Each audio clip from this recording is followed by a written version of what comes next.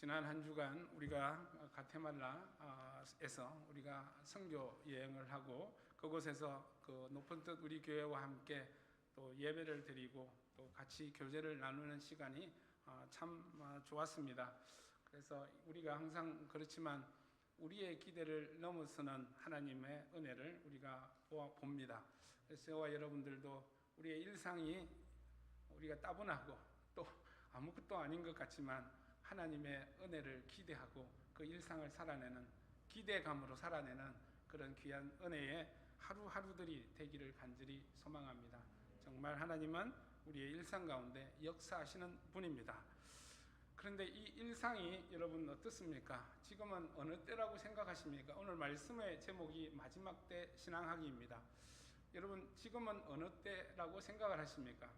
평온한 때라고 생각하십니까? 아무 일이 주변에 없으니 참 평온하다, 평화롭다 라고 생각을 하십니까?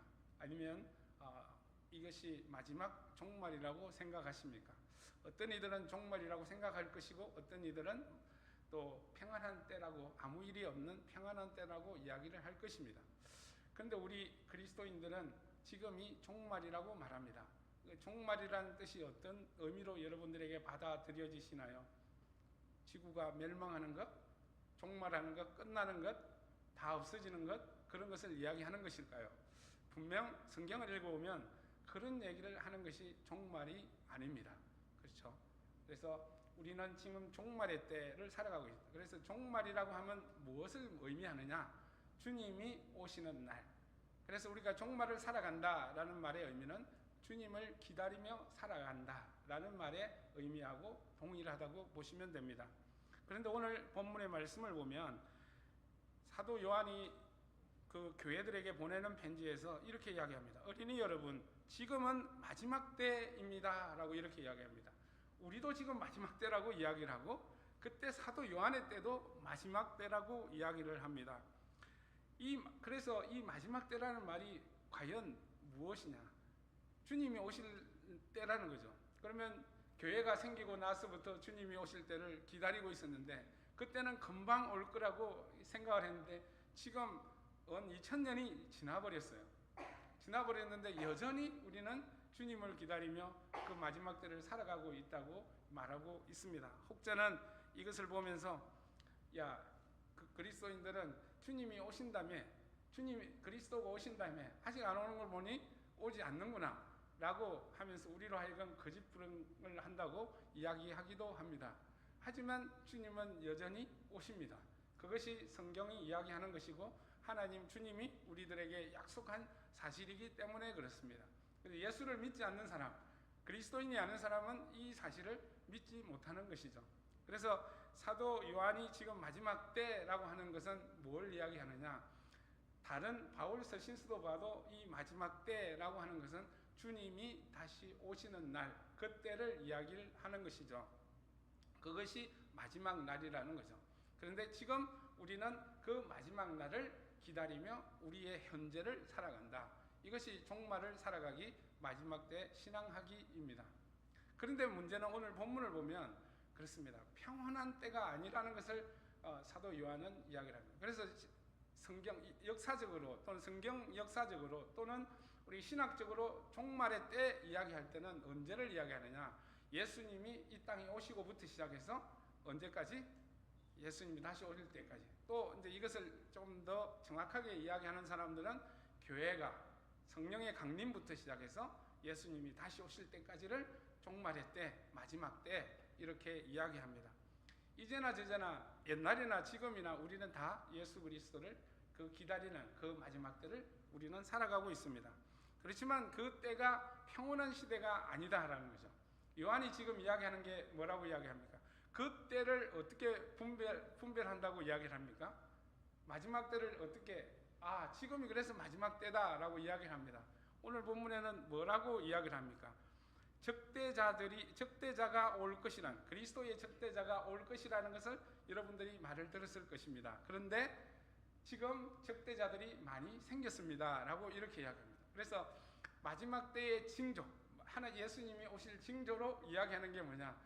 그리스도의 적대자가 많이 생기는 것, 이것을 이야기합니다. 그리스도의 적대자, 이걸 우리는 뭐라고 이야기합니까? 적그리스도라고 이야기를 합니다. 그럼 적그리스도, 그리스도의 적대자는 누구일까요? 사실 이 표현은 요한만이 합니다. 요한 1서하고 요한 2서에만 나오는 단어가 적그리스도, 그리스도의 적대자입니다. 그러면 그리스도의 적대자가 많이 출현하고 출몰했다라고 하는데, 그러면 그리스도의 적대자는 누구일까? 이것이 궁금하지 않습니까? 어떤 사람들은 교황이라고 이야기를 합니다. 원래 이제 웨스트민스터 신앙고백에도 보면 그 적그리스도가 교황이다라고 이야기를 하기도 합니다. 그런데 이 적그리스도는 오늘 본문에 이제 또렷이 누군가 이렇게 나와 있어요. 근데 일반적으로 말할 때 적그리스도라고 이야기하면 데이빗 잭슨이라는 이 성경 주석학자가 이야기한 내용인데, 첫 번째는 그리스도의 라이벌이라는 거예요. 라이벌이라는 말은 어떤 뜻일까요? 나도 그리스도라는 거죠. 내가 그리스도라는 거죠. 그래서 한국에는 그렇답니다. 한국의 2020년에 국제종교문제연구소에서 통계에 따르면 자기가 하나님이라고 하는 사람이 한 20명 정도 된답니다. 그 다음에 재림예수라고 주장하는 사람이 한 50명 정도 된다고 합니다. 자기가 메시아다, 재림예수다 라고 이야기하고 주장하는 사람들, 이런 사람들이 바로 적그리스도라고 하기도 하는 거죠. 근데 본문에 보면, 우리 오늘 말씀에 보면 그렇게 보기에는 조금 이 본문의 의미는 그 의미가 아니라는 거죠. 그 의미는 뭐냐면 오늘 세번역에서 번역한 대로 그리스도의 적대자라는 거예요. 그러니까 그리스도를 어떻게 하는 거죠? 반대하는 자. 또 좀 더 나가면 그리스도에 관한 진리를 반대하는 자. 이런 사람들이 바로 적그리스도라는 것을 우리는 알 수가 있습니다. 그래서 오늘 그 당시에 이 사도 요한의 당시에 적그리스도를 누구를 염두에 두고 했냐면 세린투스주의자들입니다. 이게 영지주의의 한 시작점이자 분파가 중에 하나인데, 세린투스주의자들인데, 이 사람들은 어떻게 했냐면, 여러분 잘 아시는 것처럼 그리스도는 예수가 그리스도가 될 수가 없다는 거예요. 인간 예수가 그리스도가 될 수 없다는 거예요. 그래서 그리스도의 신성, 하나님이라는 것은 인정하지만, 하나님이시지만 사람은 아니다라고 합니다. 여러분, 예수 그리스도는 어떻습니까? 사람입니까? 하나님이십니까? 절반은 사람이고 절반은 하나님이십니까? 아니죠. 완전한 인간이시자 완전한 하나님이라고 우리는 믿고 있지 않습니까? 그것이 우리의 고백입니다. 신앙 고백입니다. 그 고백인데, 이 당시의 세린투스주의자들은 뭐라고 이야기하면 그리스도는 하나님이지 인간 예수가 아니다라는 거죠. 그래서 그리스도의 인성을 부인한 그 자들이 바로 이런 자들이라는 거죠. 뒤에 보면 이런 내용이 있습니다. 예수가 그리스도이심을 부인하는 사람이 아니고 누구겠습니까? 거짓말쟁이, 그러니까 결국 그리스도의 적대자들이 누구냐? 예수가 그리스도임을 부인하는 사람이라는 거죠. 인간 예수는 그리스도가 아니라고 주장하는 사람들, 또 그 외에 예수가 그리스도임을 부정하는 사람들, 그 진리를 반대하는 사람들이 다 이 사도 요한이 말하는 지금 현재 이야기는 그리스도의 적대자, 적그리스도라고 이야기하는 것이죠. 그러니까 교회 성도들에게 이런 가르침들을 많이 가르치겠죠. 이런 거짓 교사들이. 그러니까 거짓 교사들이 많이 가르치는 것, 이런 사람들이 많이 일어나는 걸 보니 이제 주님이 오실 때 됐다. 주님이 오셔서 이런 사람들을 다 심판하실 때가 되었다라고 이야기하는 것이죠. 그렇지만 종말을 살아가는, 마지막을 살아가는 저와 여러분들의 일상은 어떤 일상일까요? 이런 거짓 교사들, 거짓 가르침들, 거짓 진리라고 하는 거짓 가르침들이 우리들에게 많이 전파되고 있다는 거죠. 그 속에서 살아가는 그런 상황에 우리가 놓여 있다라는 것을 이야기하는 거죠. 오늘 말씀이 바로 딱 그런 말씀이라는 것입니다. 그래서 저와 여러분들이 이 마지막 때라고 생각하는 말하는 이 종말의 때를 어떻게 신앙할 것인가?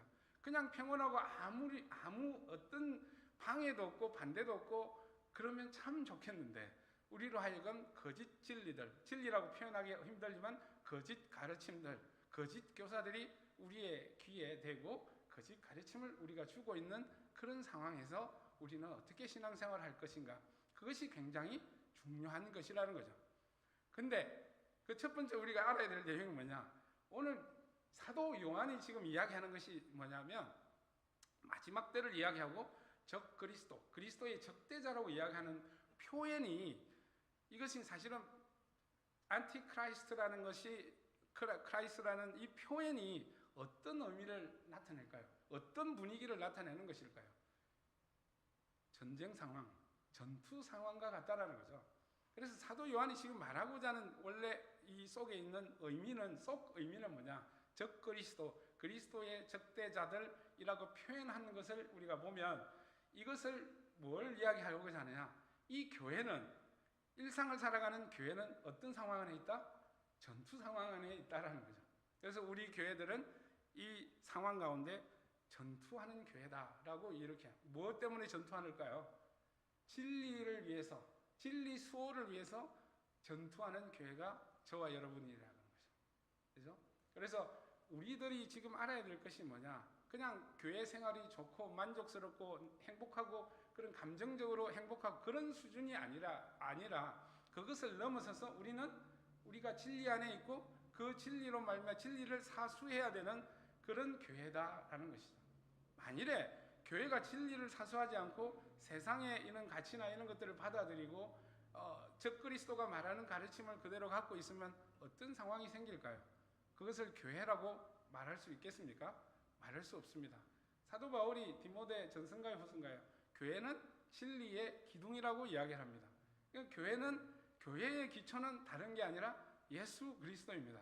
그러니까 예수가 그리스도라는 진리, 또 진리라는 기둥을 놓친다면 교회는 무너져버리고 만다는 거죠.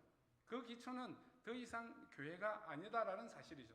그래서 저와 여러분들이 지금 종말을 살아갈 때 우리 교회가 해야 될 일이 뭘까? 우리는 전투해야 된다는 거죠. 전투 상황에 있다라는 사실을 우리는 염두에 두어야 된다는 것, 그것을 알기를 원합니다. 그래서 오늘 공교롭게도 오늘 본문에 보면 공교롭게 의도적으로 썼겠죠. 첫 말이 어떤 말입니까? 어린이 여러분이라는 거죠. 어린이 여러분은 지난번에도 제가 말씀드린 것처럼 아직 미성숙한 상태라는 거죠. 그리고 더 배워야 될 상태라는 거죠.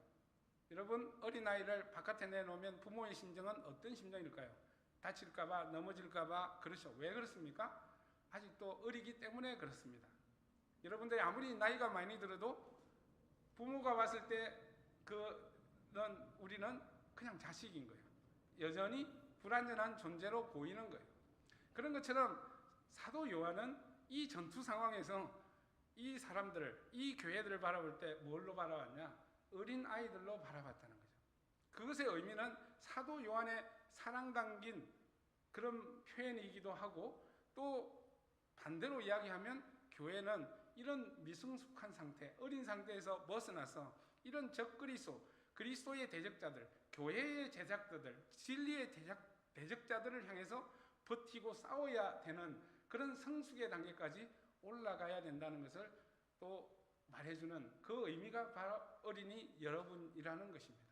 저와 여러분들은 바로 그런 상황 안에 있다라는 것입니다. 여러분, 진리 아무것도 아닌 것 같죠? 그러나 진리 때문에 목숨 걸고 순교하는 사람이 정말 많습니다.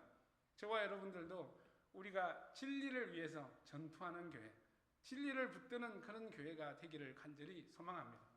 다른 어떤 거 많이 봉사활동 많이 하고 많이 해도 이 진리가 없으면 교회가 아닌 거예요.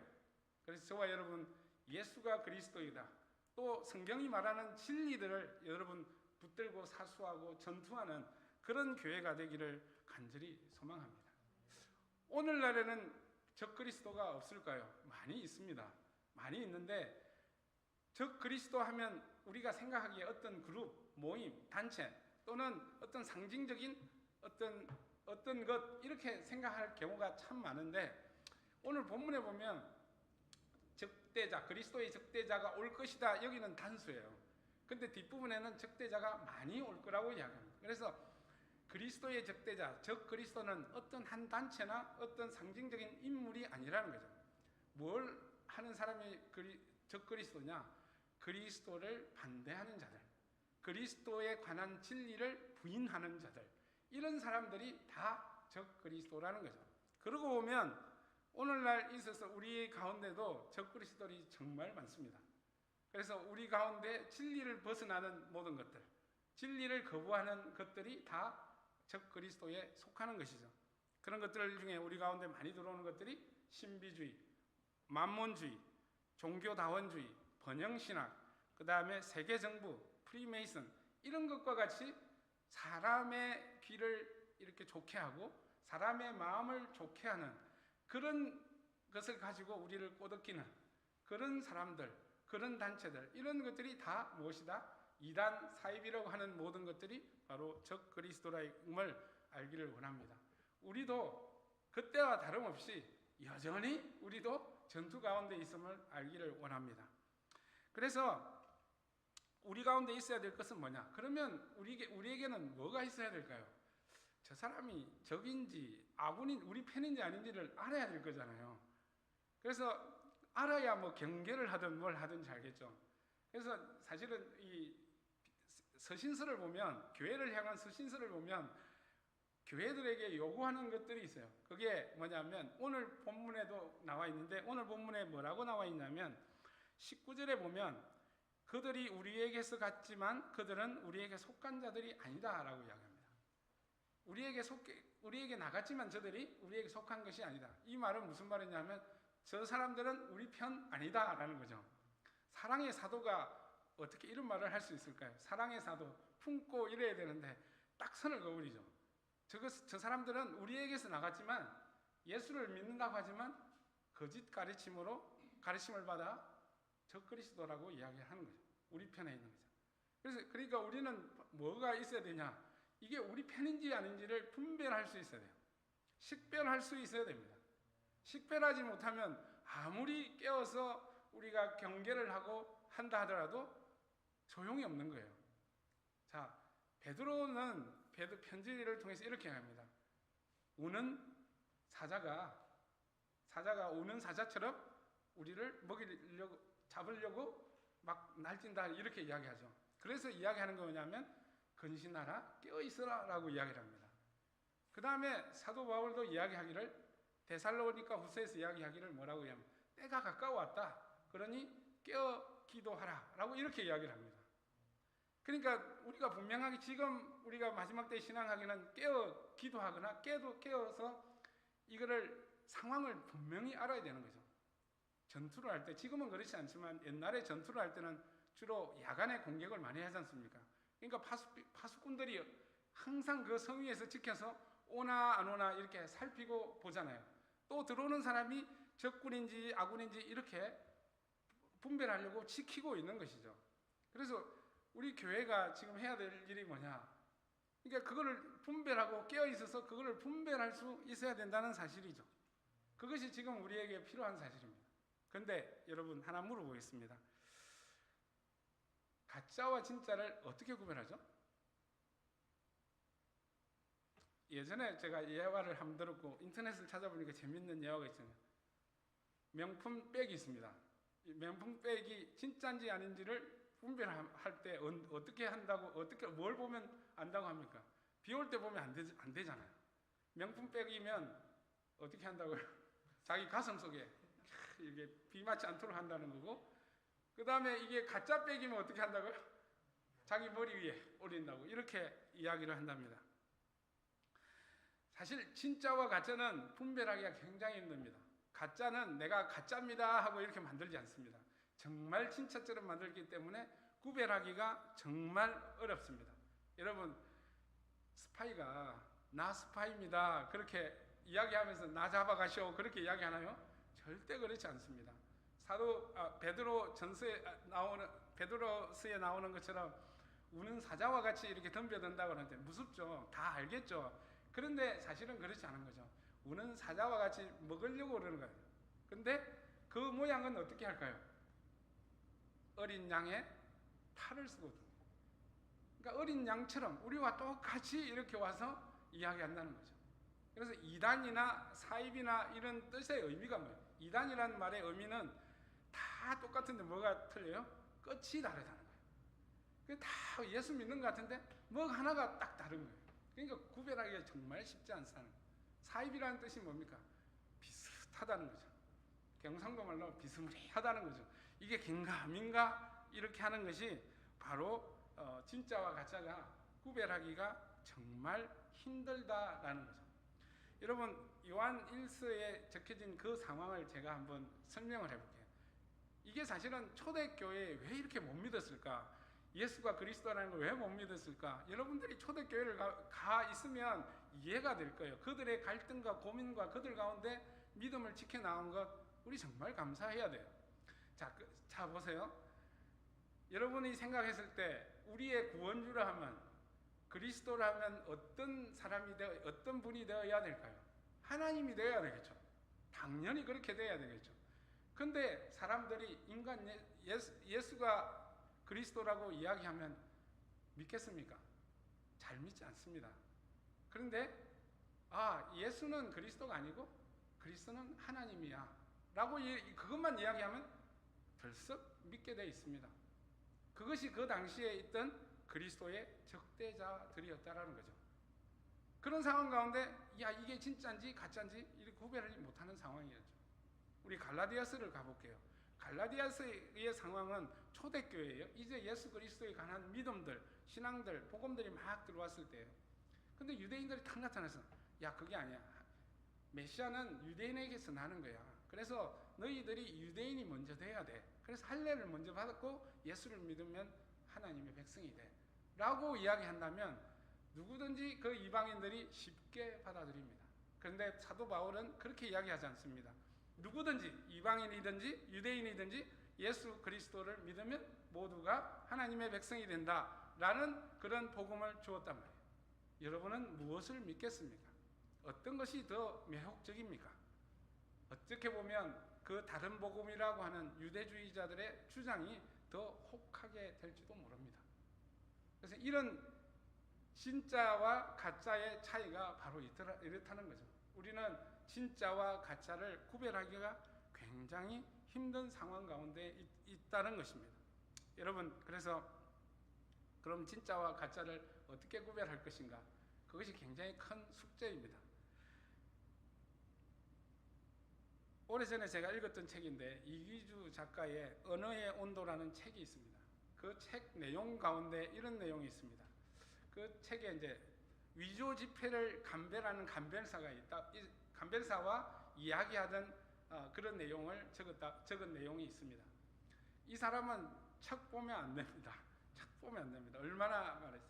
이 사람이 딱 한 말, 그럼 어떻게 이것을 잘 찝어냅니까? 잘 골라냅니까? 위조 지폐를 어떻게 잘 골라냅니까? 이렇게 이야기하니까 다른 것 없다.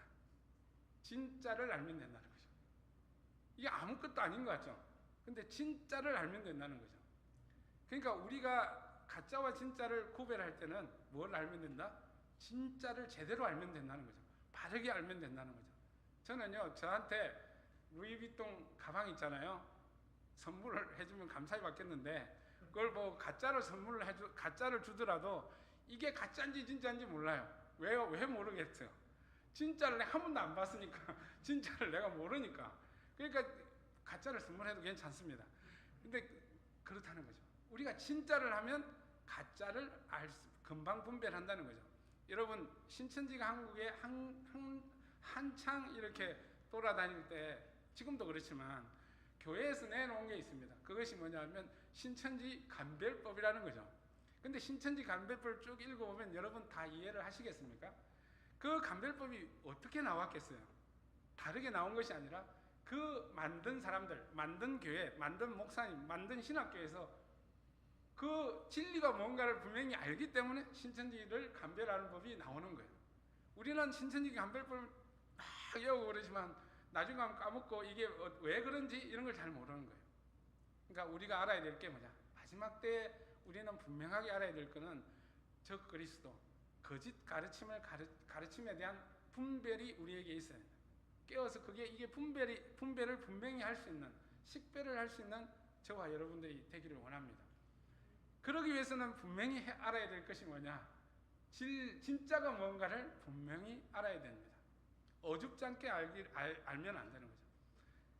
하나님이 말씀하시는 모든 성경의 진리가 어떤 것이고, 예수의 그리스도에 관련된 진리가 어떤 것이고, 이런 것들이 분명히 우리 가운데 뿌리 박혀서 우리 가운데 있기를 간절히 소망합니다. 그랬을 때 우리 19절의 말씀처럼 뭐라고 이야기하냐면 바로 우리 편과 적군을 구별할 수 있다는 거죠. 그래서 21절에 보면 뭐라고 이야기하냐면 여러분이 진리를 알고 있기 때문에 거짓은 모든 진리에서 나오지 않는다는 사실을 알고 있기 때문에 편지를 보낸다라고 이야기합니다. 이 말은 무슨 말일까요? 여러분들이 진리 가운데 있기 때문에 여러분들은 거짓에 속지 않을 것입니다 라는 얘기죠.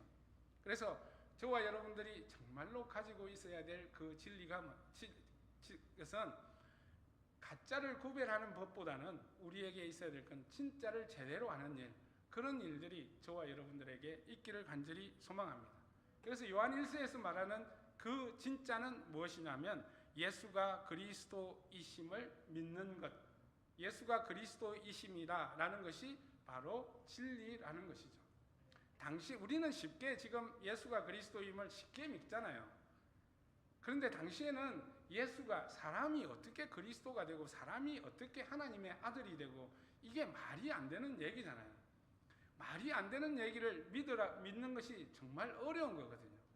그러니까 우리가 이런 믿음, 이런 진리를 믿는다는 게 쉽지 않는 거예요. 그래서 이 사도 요한이 이야기하는 것이 뭐냐면 기름 부음 주어신 분께서 알게 하신다라고 이야기해요. 그래서 저와 여러분들이 예수가 그리스도인 걸 알고 믿는 이유는 다른 것이 아니라 주님께서 우리에게 주신 성령이 우리가 안에 거하기 때문에 하나님을 알고 우리가 예수 그리스도가 누구신지를 알게 된다는 것이죠. 그런 진리가 저와 여러분들 가운데 깊이 뿌리 박혀 있기를 간절히 소망합니다. 그런다면 어떠한 가짜들이, 어떠한 사이비와 이단들이 와도 그것들이 우리가 믿고 있는 그 진리를 파괴하지 못할 것임을 저와 여러분들이 아시길 간절히 소망합니다. 그래서 저와 여러분, 이 진리가 왜 가지고 있는 게 왜 중요하냐? 오늘 본문에도 나와 있다시피 이 진리 때문에 우리는 뭘 가지고 있게 되나요? 하나님의 영원한 생명이라는 겁니다. 그래서 이 거짓 적그리스도들이 하고자 하는 목적이 뭐냐? 우리로 하여금 예수 그리스도 안에서를 떼어놓아서 우리로 하여금 생명의 길로 들어가지 못하게 한다는 것이죠. 저와 여러분 정말 생명의 길에 있고 싶죠.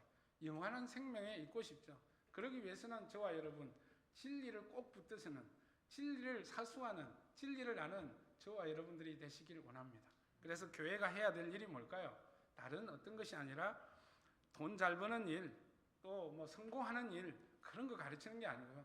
진리가 무엇인가를 가르치는 일, 그것이 교회가 해야 될 일일 줄 믿습니다.